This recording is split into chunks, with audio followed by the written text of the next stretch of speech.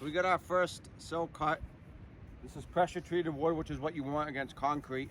And then we're gonna be putting the sill seal on it. Sill seal is like it sounds. It seals the sill from water, air, etc. So it's basically just thin styrofoam that goes in between the concrete and the pressure treated plate. Normally you would just stick that down over your anchor bolts that are coming out of the concrete and it wouldn't go anywhere, but it's a fairly windy day today. So we're gonna be attaching it to this with nails so it stays in place while we screw our tap cons in. So tap cons, we're going to be attaching it with these are concrete screws. I like the hex head. I found that the ones that have the Phillips head tend to strip a lot easier and they don't go in as well. So we're going to be using these tap cons to attach the sill to the concrete.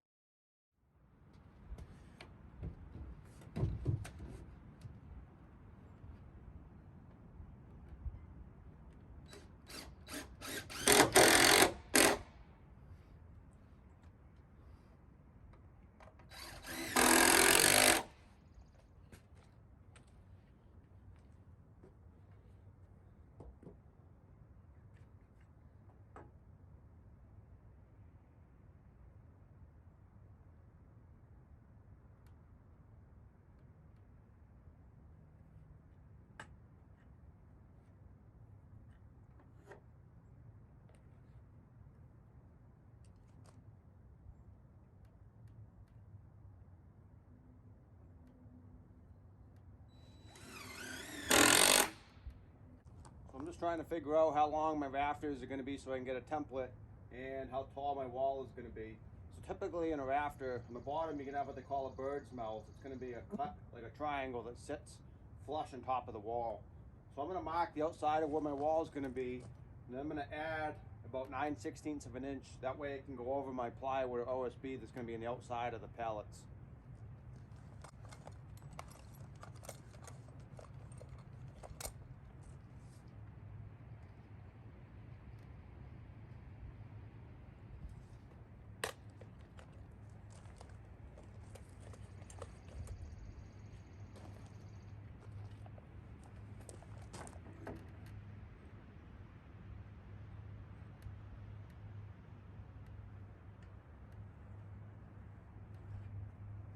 Typically you want your bird's mouth to end roughly where the inside of the wall is. You don't want a huge flat spot because then you're going to weaken your rafter.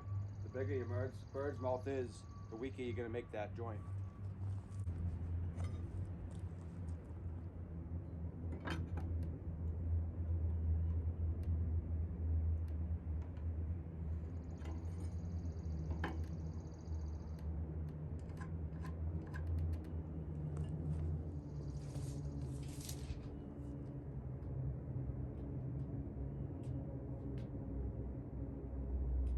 I got 5'6" and 9/16.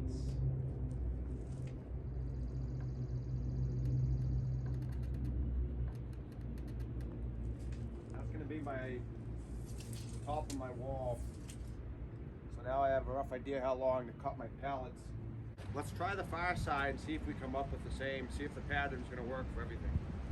Alright, so I got everything in place. I checked both sides, they're the same. And I ended up marking what I want my overhang to be. It's going to be a 1 foot overhang. I'm going to have an 1.5 inch fascia board. So I marked out 10.5 inches. I'll cut that, and I actually have a plan for these leftover pieces. This is going to be the rafter. So I need 10 rafters, so I'm going to use this as a template. I'll mark it. You can either mark template, pattern, whatever. That way I know which one is the original. And we're going to mark the other 9.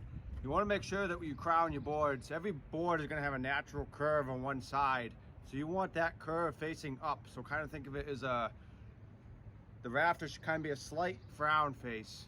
Same thing if you're doing floor joists. That way when you get a load on top of it, like a snow load or whatever, it's going to naturally push down to straight. Whereas if you start with it already curved the wrong way, it's going to get even more of a dip. Especially on a roof like this where they're only 2x6 rafters.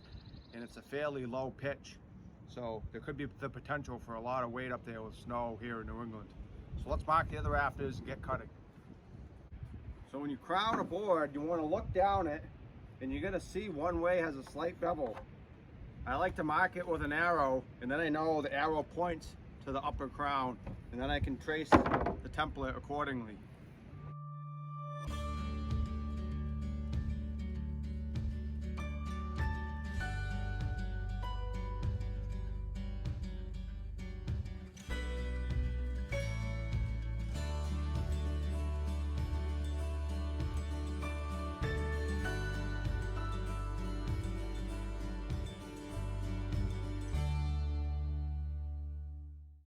All right, 6 down, 3 to go, and then with the template we'll have 10 total, which is what we need. So you notice in the time lapse that I was using a handsaw to finish off the bird's mouth cuts. The reason I do that is if you use the circular saw, you'd have to overcut it by a decent amount to get the circular blade radius to get to the line. And when you do that, you weaken the joint. Same thing if you were cutting out stair stringers. So I've always been taught to use a handsaw. You could use a jigsaw, but I've always used a handsaw. It's just as easy and just as fast. So let's cut the last 3.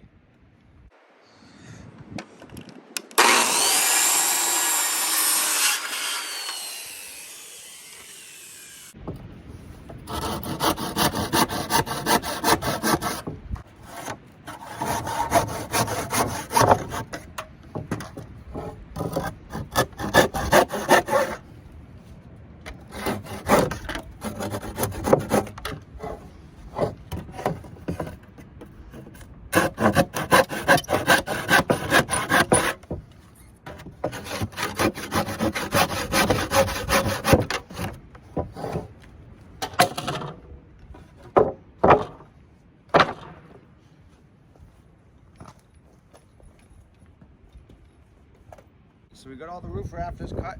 Now let me say up front, this isn't how I would normally cut rafters. If you were building something from scratch, like a garage or a shed or even a new house, there's much better and faster ways to cut the rafters. You can figure out the length of the rafters before you even have your walls or anything built, even your floors.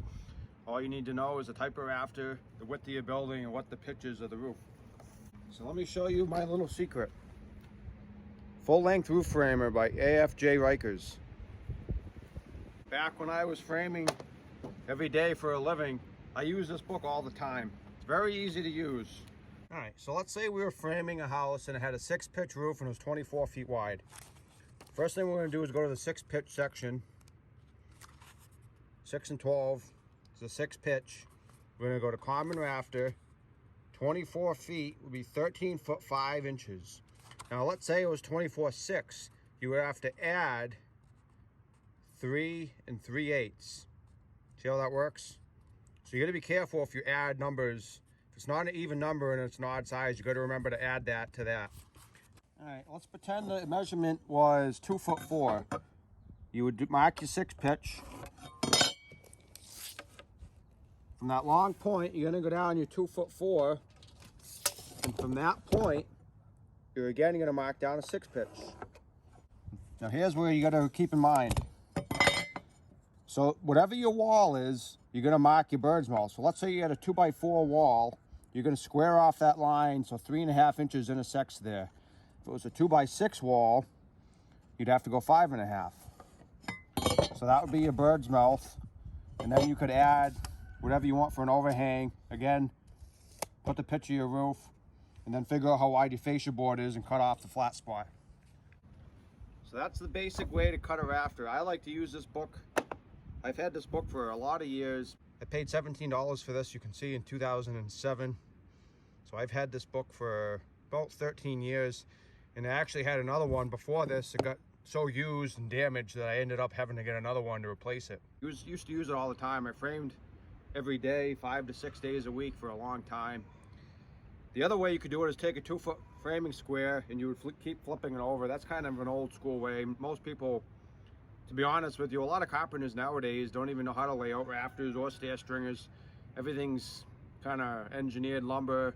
They use a lot of LVLs, they use a lot of trusses for roofs, so there's no need to cut rafters when you use roof trusses. You just set them with a crane and nail them in, but kind of a dying art. Anyone who claims they're a carpenter and they can't lay out a simple rafter or a stair stringer shouldn't be calling themselves a carpenter, in my opinion. But let's keep going on the project.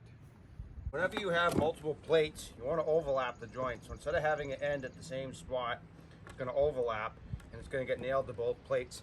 That's going to make a much stronger joint. And that's what you want to do. Typically you build your walls laying on the ground, including the plates, and then you'd stand it all up and nail it down. But because we're working with pallets, there's nothing conventional about this build. So we're going to be doing it a little bit differently. We're going to be putting the plates down, and then we'll get the pallets in place and toenail them in place.